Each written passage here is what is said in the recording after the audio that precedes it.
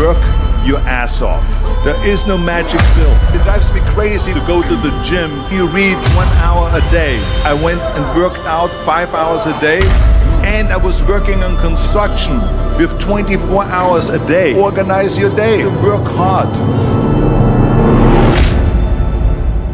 I'm here to talk about success.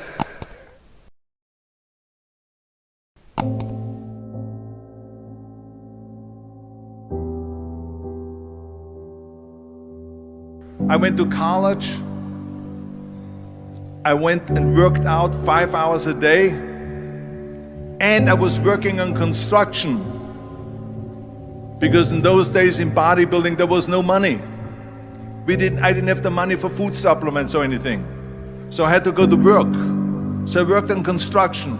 I went to college. I worked out in the gym, and at night from 8 o'clock at night to 12 midnight I went to acting class 4 times a week. So I did all of that. There was not one single minute that I wasted. And this is why I'm standing here today. With the age of 20, I went to London and I won the Mr. Universe contest as the youngest Mr. Universe ever. And it was because I had a goal. You see, if you don't have a vision of where you go, and if you don't have a goal where you go, you drift around and you never end up anywhere. 74% hate their job in America. The majority of people don't like what they're doing because they're really not doing it because they didn't have a goal and they followed this goal. They just aimlessly drift around, and then all of a sudden there's a job opening, so they get their job because you have to work. But then when you work, it's a chore. It's work. It's not fun. So if you think about, only a quarter of the people really enjoy what they're doing in life. So people always ask me, when they saw me in the gym in the pumping iron days, they say, why is it that you're working out so hard? 5 hours a day, 6 hours a day, and you have always a smile on your face. The others are working out just as hard as you do, and they look sour in the face. Why is that? And I told people all the time, I said, because to me, I'm shooting for a goal. In front of me is the Mr. Universe title. So every rep that I do gets me closer to accomplishing that goal, to make this goal, this vision turn into reality. Every single set that I do, every repetition, every weight that I lift will get me a step closer to turn this goal into reality. So I couldn't wait to do another 500-pound squat. I couldn't wait to do another 500-pound bench press. I couldn't wait to do another 2,000 reps of sit-ups. I couldn't wait for the next exercise. So let me tell you something, visualizing your goal and going after it makes it fun. You got to have a purpose no matter what you do in life. You got to have a purpose. And Muhammad Ali worked his butt off, and I saw it firsthand. And I remember that there was a sports writer that was there in the gym when he was working out and he was doing sit-ups. And they asked him, how many sit-ups do you do? And he said, I don't start counting until it hurts. Now think about that.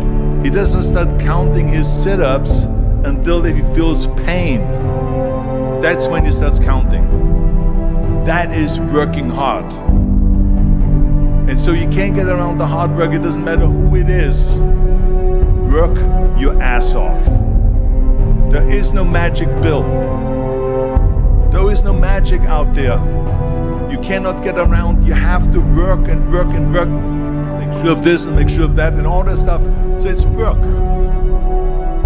And it drives me crazy when people say that they don't have enough time to go to the gym for 45 minutes a day and work out, or to do something for 45 minutes to an hour a day to improve, if it is physically improve or if it is mentally to improve. Imagine you read 1 hour a day about history. How much you will learn after 365 hours in 1 year. Think about if you study about the history of musicians, of composers, how much you would know. Imagine if you would work on a business, on some business that you want to develop every day for an hour. Imagine how further along you will go and get. So it drives me nuts because when people say we don't have the time, we have 24 hours a day.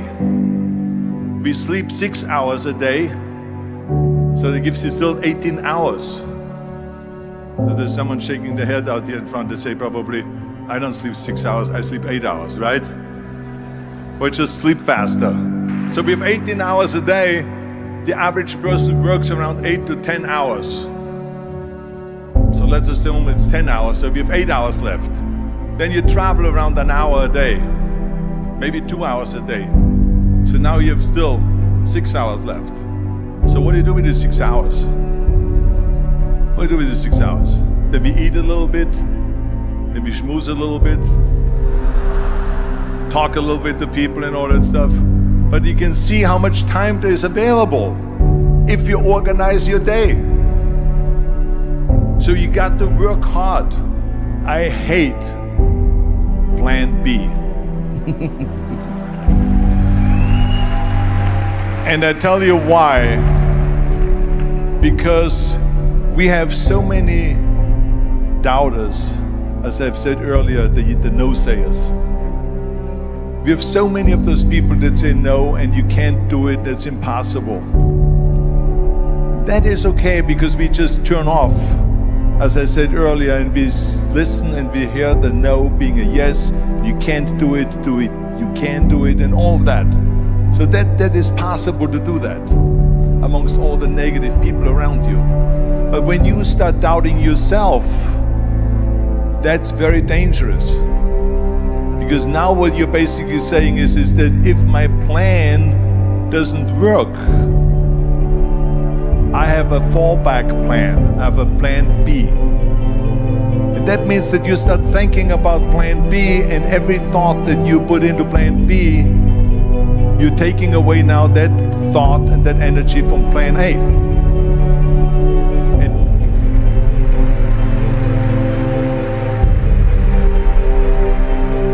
And it's very important to understand that we function better if there is no safety net, because plan B becomes a safety net. It says that if I fail, then I fall and I get picked up and I have something else there that will protect me.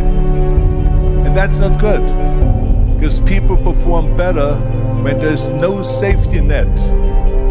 People perform better in sports and everything else if you don't have a plan B.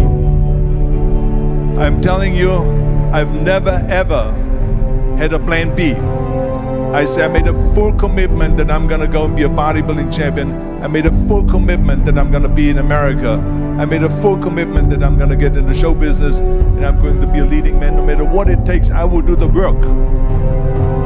I will do the work over and over and over until I get it. And the same was in politics and everything like that. So to me, it is very dangerous to have a plan B, because you're cutting yourself off from the chance of really succeeding. And the reason, one of the main reasons why people want to have a plan B is because they are worried about failing. What is if I fail, then I don't have anything else?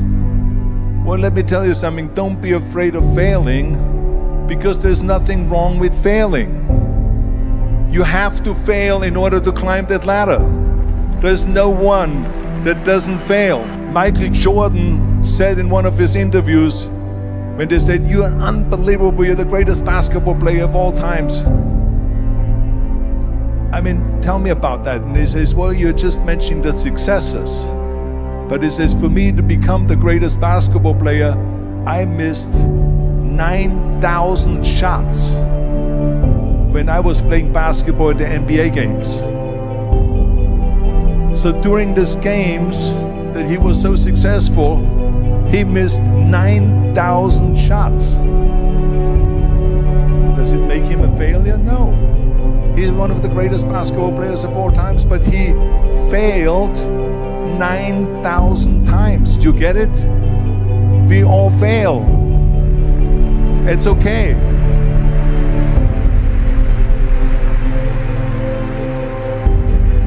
What is not okay is that when you fail, you stay down. Whoever stays down is a loser. And winners will fail and get up, fail and get up, fail and get up. You always get up. That is a winner. That is a winner. I failed in bodybuilding. I lost bodybuilding competitions. I lost powerlifting competitions. I lost weightlifting competitions. I had movies that went in the toilet and that were terrible and got the worst reviews. And in politics, I remember I had many of the initiatives on the ballot, and we lost. My approval rating in California went down to 28%, and then it went back up again, and I won again the governorship. Hey, we all lose. We all have losses. This is okay, and this is why I say don't be worried about losing, because when you're afraid of losing, then you get frozen. You get stiff, you're not relaxed. You got to be, in order to perform well in anything, if it's in boxing or if it is on your job or with your thinking, is only happening when you relax. So relax. It's okay to fail. Let's just go all out and give it everything that you got. That's what it is all about. So don't be afraid to fail.